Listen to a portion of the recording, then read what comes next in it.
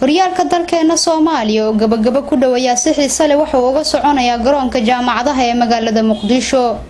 Stadium University ayaa shalay waxa ka dhacday ciyaar loogu magac daray ciyaarta caasimada taasoo dhex martay laba koox oo kamid ah kooxaha ugu tunka weyn horyaalka dalka Soomaaliya.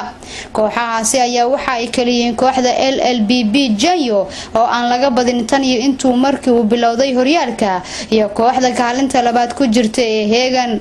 kulankani waxa uu kamid ahaa kulamada ugu xiisaha badan ee horyaalka dalka Soomaaliya waxaana ka soo qayb galay taageerayaal aad u fara badan kuwaas oo ka kala yimid xaafadaha iyo degmooyinka magaalada Muqdisho oo kala taageeraya labada naadi. taageerayaasha faraha badan ee mayalka adag ee kooxda kubadda cagta LLB Jayo oo iyagu watay boorar ay ku qornaayeen ereyo fara badan oo ka turjumaya taageeranimada ay u hayaan Jayo, ereyo ay uga codsanayaan maamulka kooxda LLB Jayo in aan la iibin karin ciyaartoyda muhiimka ah ee kooxda u dheela. waxaana sidoo kale kooxda kubadda cagta Hegan ay shalay heysatay taageerayaal aad u fara badan kuwaas oo rajo ka qabay inay hanan karaan horyaalka dalka.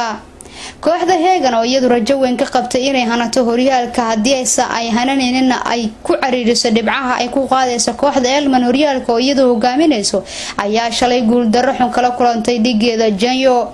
ciyaartii shalay waxay ku soo ilaatay gool iyo Ebro ay guusha ku raacday kooxda Jayo. Jayana goolka waxa uu dhaliyay ciyaaryahanka nambarka 25aad oo qaybtii dambe ciyaarta bedel ku soo galay waa ciyaaryahan Xasan Cabdi Colow Matano kaas oo gool aad u qurux badan oo goolasha loo yaqaan dhabalka ah dhaliyay si fiican ugu dabaaldegay goolkaasi. waxa sidoo kale xusid mudan in kooxda kubadda cagta Hegan shalay laga diiday gool kaas oo markii ay u dabaaldegeen dabadeed loo garsooray uu sheegay inuusan jirin goolkaasi. ciyaartan xiisaha badan ayaa taageerayaal fara badan oo ka soo qayb galay waxa ay sheegeen in ay tahay ciyaarta caasimada.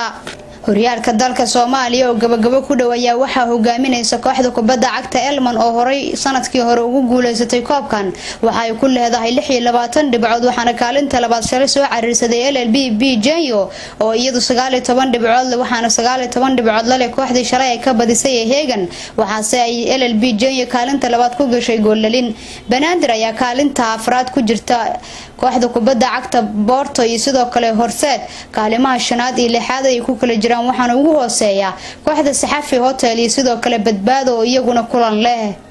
horyaalka dalka Soomaaliya oo gabagabo kulamada ugu xiisaha badan ee horyaalka ka dhiman iyo sidoo kale cidii ku guuleysata waxaan daawadayaal idinkugu soo gudbin doonaa wararka iyaga Royal Nasraken Xaashi Noore Royal TV Muqdisho.